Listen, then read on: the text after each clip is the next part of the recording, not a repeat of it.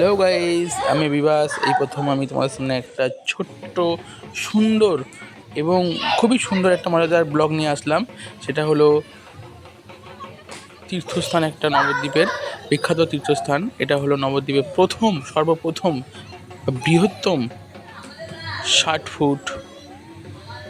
40 foot Shiva.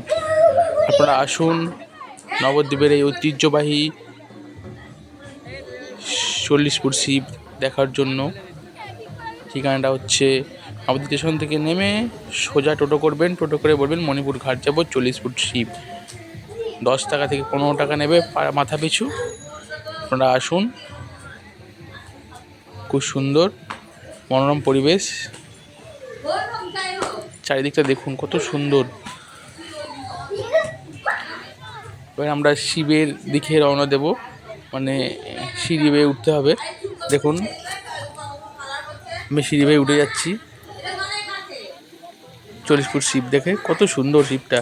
নবদ্বীপে এই প্রথম 60 ফুট গৌরাঙ্গ আছে নবদ্বীপে, এই প্রথম নবদ্বীপে 40 ফুট শিব।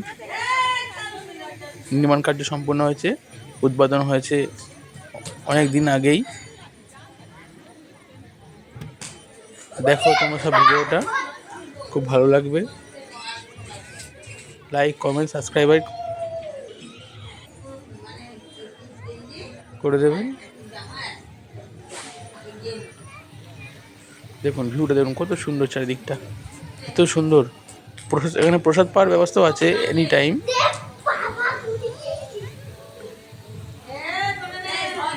এই মন্দিরটা হচ্ছে নির্মাণ করেছেন, তিনি হলেন তিনকুড়ি গোসাই আশ্রম, একে বলা হয় তিনকুড়ি গোসাই সমাধি মন্দির। খুব সুন্দর, শ্মশানের পাশে।